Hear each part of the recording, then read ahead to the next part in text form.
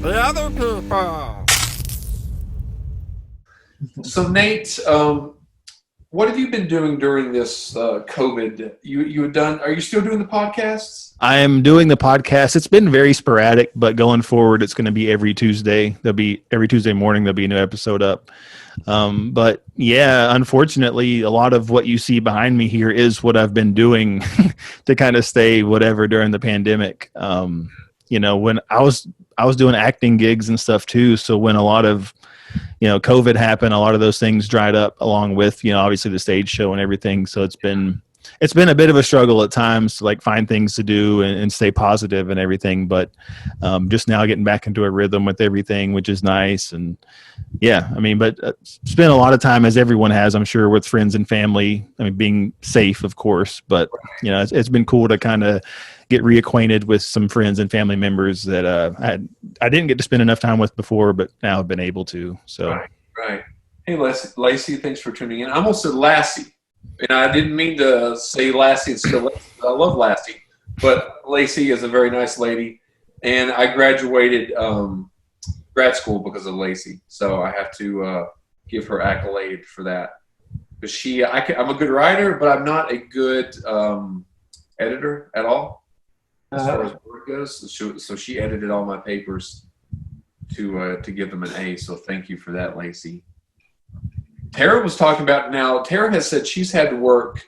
She works in the front lines, so I guess she's an essential worker. She's a nurse, so she's doing a good job there. And she tells me often how she's often drained and tired, and really can't wait for this to pass over.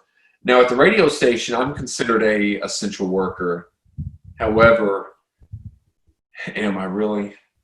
I'm not really in danger. I'm not on the front lines. There's only a few people in the radio station, so it's not really affecting me like it has a lot of people. So we do want to say thank you to all the people out there putting their lives on the line, continuing to go to work and serving coffee and such as well. So thank you all, and the nurses and doctors and all. So, but Tara knows that I really care, even though she is a short person. That's a joke that we have.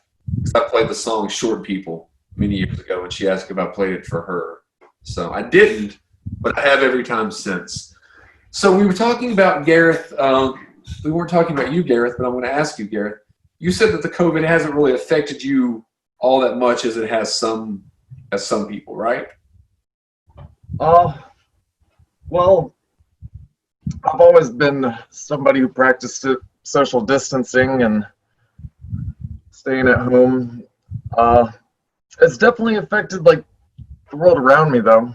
Yeah. See, it's weird. I have a lot of social anxiety, but whenever I do the shows or in front of the camera or on stage, things like that, I'm not bothered at all. It's more interaction one-on-one, and mainly interaction with people that I don't know. I have a fear of it sounds silly, but being judged, like walking into a room and just being judged. So the social distancing, honestly, hasn't been that difficult for me. Not being able to film, though, has been a little bit difficult because we were starting to get into the groove. We had got the actual Saturday night radio show back. We were only able to do a couple of episodes, and COVID shut it down.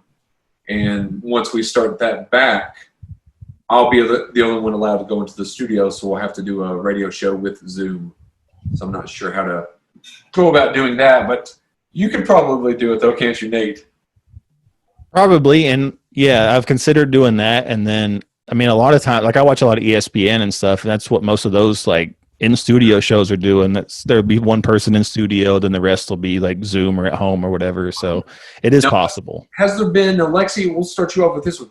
Has there been any new hobbies that you've picked up over the last couple months? Something that you didn't do before, or something that you're like, I actually enjoyed this, and you didn't realize you did before? Well, not really. I basically just do all the things that I would have normally done, except now I'm more apt to wear a mask while I'm out in public, as opposed to just walking around not really worrying about anything. I love people wearing masks in public. That's the best thing about this whole thing.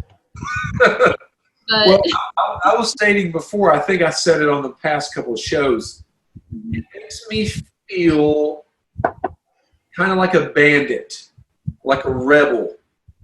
But it makes me look like, well, kind of, how it makes me look with the mask. However, I don't have to do any of the bandit-like things to look that way. Like I can walk into the store with the mask on and inside feel like You're never allowed to wear something like that inside. Like go in Walmart or a bank. a bank, yeah.